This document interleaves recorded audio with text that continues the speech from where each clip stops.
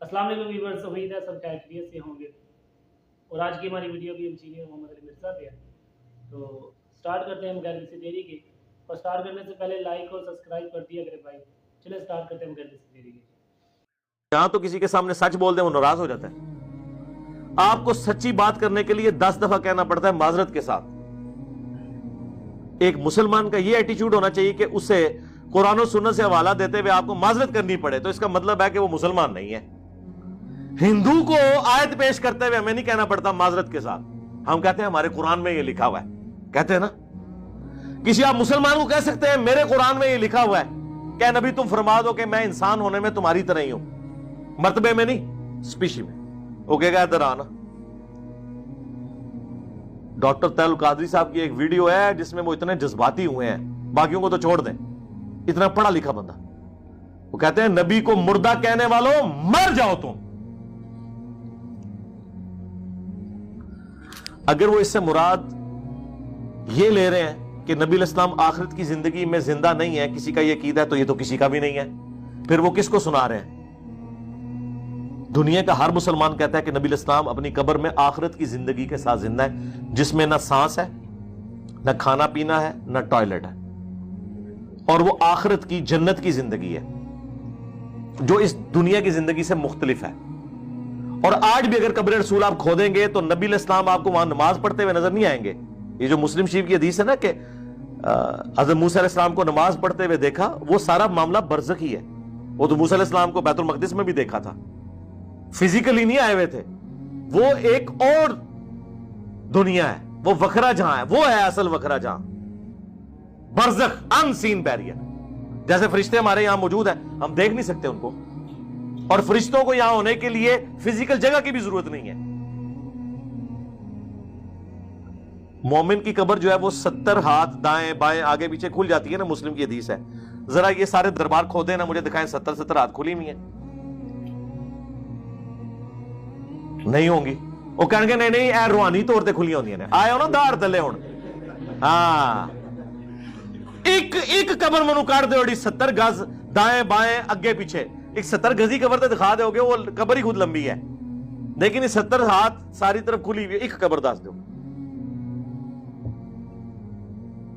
اللہ کے بندو، آج بھی نہیں کھودی جا سکتی، وہ دھڑم سے گر پڑے گی جب تک آپ لنٹر نہ ڈالیں۔ اتنا لمبا اگر آپ کھودیں گے کسی چیز کو، یا تو ہے کہ نیچے جا کے 1 کلومیٹر جا کے اندر کوئی تہخانہ بنائے، اتنی ڈیپتھ میں آپ بنائیں گے تو زمین اپنے وزن سے ہی گر پڑے گی۔ بلکہ یہاں تو ہمارے تو چھوٹی موٹی قبروں میں لحد بنائی جائے اگر، وہ لحد ہی گر پڑتی ہے۔ وہ جو کعبے کی طرف تھوڑا سائڈ پہ کر کے نکالا جاتا ہے ایک صندوقچہ سا، اسے لحد کہتے ہیں، پھر لاش کو آگے کر کے تو یوں ٹلٹ کر کے، سنت بھی یہی ہے دفنانے کا طریقہ۔ یہ جو باکس والی قبریں ہیں یہ سنت نہیں ہے، جائز ہے، لیکن ہماری زمینوں میں چونکہ وہ باکس والی قبر ہی کھودنا آسان ہے، وہ والی لحد مشکل ہے۔ لحد گر پڑتی ہے تو 70 ہاتھ کون کھولے گا؟ کہتے نہیں یہ آخرت کی زندگی ہے۔ تو خدا کے لیے یہ چیزیں بھی جو آپ ہمیں لکھ کے بھیج رہے ہوتے ہیں، یہ بھی آخرت کے ساتھ ریلیٹڈ ہے۔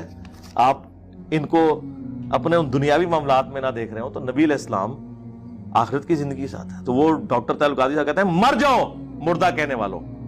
کہتے ہیں کیوں؟ وہ کہتے ہیں قرآن میں لکھا ہے کہ جو شہید ہے اسے مردہ مت کہو، وہ تو اللہ کے حضور زندہ ہے۔ سرکار اس طرح کا مردہ کون سا مسلمان نبی علیہ السلام کو کہتا ہے؟ اچھا، اگر شہید زندہ ہے تو اس کی بیوہ نکاح کیوں کرتی ہے؟ حضرت جعفر طیار شہید ہوئے موتا کے اندر، ان کی بیوی اسما بنت امیس کے ساتھ حضرت ابوبکر صدیق نے شادی کر لی، اور جب حضرت ابوبکر کی ڈیتھ ہوئی تو ان کی اسی عورت کے ساتھ شادی کر لی حضرت علی نے۔